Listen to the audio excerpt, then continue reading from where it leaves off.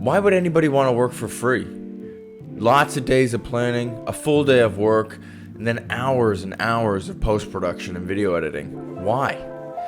Well, if you love the art of image making, then this is not your way of thinking. What's going on, guys? My name's Corey Vanderploeg at CoreyPhoto on Twitter and Instagram. Let's jump right into it. Last year, when Texas started to change abortion laws and stated that citizens can sue anyone who helps a woman get an abortion after a fetal heartbeat is detected, Elle Sullivan Wilson, and an incredible producer and dear friend of mine, felt that she needed to do something. We're all aware that not everything we can do can change the world, can change laws, can change small-minded people whose only outcome is power and greed. But what I do believe is we as an industry have the power to create. So with the help of our friends, we created something very important. It took us several months to come together, but when we did, it was a love project. One where no one charged their fees, and everyone that showed up to work or be a subject was a tremendous energy of light. Elle, who's been a producer for 30 plus years, has committed herself to sharing love, being strong, and most of all, finding like-minded people to be a part of everything she does. So when we have time, when we feel it's important, we come together and we create love. So how did this project come to fruition? Elle reached out to a core group of people involved: hair and makeup, styling, the studio, and props, and of course myself, the photographer. She had a very well-planned idea, as you can see from this deck. From there, it did fall into place, but it took months of being active and organizing Zooms and phone calls and planning to lock in dates. When there's no money backing a shoot, you find people are a lot less available, and you need to spend much more time messaging a shoot date to everyone to lock it in. But once you can get that core group locked in, everything else falls into place. Models, talent, assistants, videographers, production assistants, and everyone else. From there, we had small logistical tweaks and loose ends to take care of, but it was really just looking forward to the shoot day. Once the shoot day rolled around, I realized how big of a shoot it truly was. We had a talent pool of 20 people and a crew of 15. When you take into consideration everyone's day rates, studio rentals, gear, this was a massive production, easily worth $100,000. And all of this came through everyone's excitement to collaborate. The shoot itself was incredible. We had no client on set, and we had no forced constraints other than having fun and creating great works of art. Elle, a true world-class producer, had the day mapped out so perfectly that all I had to do was shoot a talented person every 30 minutes for the entire day. Constantly moving, never getting old or stale, and it made the day just fly by. As the day went on, the talent was finishing up. Most of them ended up staying on set, and it turned into a really great group of people just hanging out. Less of a work day and more of a family environment. It's a very rare moment where work and social life can combine and turn into something totally organic and effortless. Quick side note, if you're wondering how to get onto a level like this, I've been preaching it in all of my YouTube videos over and over. It's about collaboration and shooting the things you love, constantly, and more often than you are. I wouldn't be able to do big jobs like this if I hadn't been collaborating with artists and creatives like this for the last 10 years, or put my time in as a production assistant for years, first assistant for years, full-time assistant to different photographers, full-time grip on film sets. All of these different experiences would allow me to run a crack crew in a seamless set. Only then can you build up to large creatives like this. So start small and constantly learn and build. After the end of the shoot, the core crew took a great group shot and we all celebrated with what we achieved.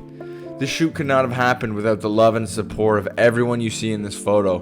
But now the fun part, post-production. I was given 500 gigs of footage from our very talented videographer Edwin Burns that I was to turn into a small cut. I also shot something like 2,000 images that was to be whittled down and turned into 16 polished images. As you can see, I had my work cut out for me. Managing a mountain of post-production like this can be daunting, but just stay organized and work on one thing at a time.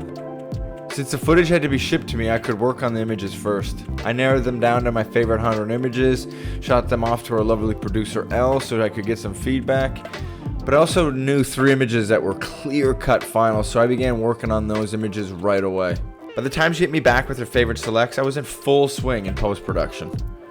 I finished 16 images in about 1 week and sent them off to a high-end photography agent to get some feedback.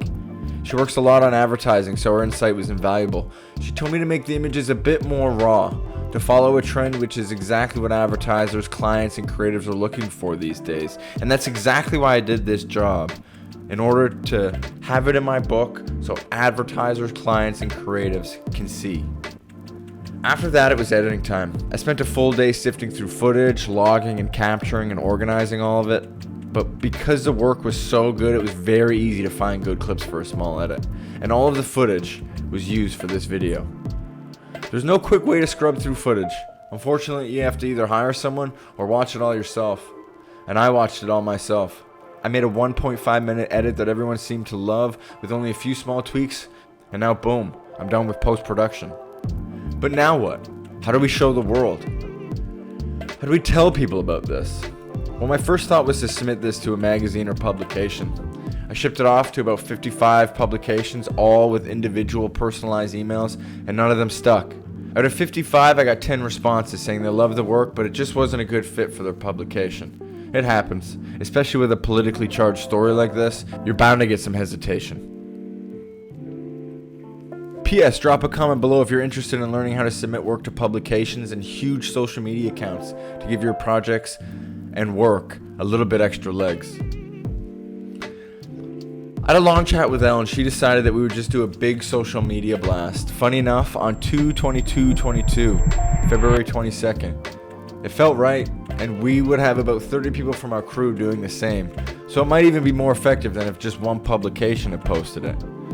So on a Dropbox links, I created a folder with credits so everyone could tag properly. Another folder with all the photos, another one with our short film and the teasers, and I shared a link with the whole team and let them do their thing. It was a huge success. On top of it all managed to finagle a digital billboard in Times Square. So I combined our photos and videos into a 30-second spot, and as you can see, it looks incredible out in the wild in the busiest part of New York City. I realize this is an extremely lucky way to close out this project, but the old saying goes, the harder you work, the luckier you get. And trust me, everyone working on this project busted their ass to make this come together.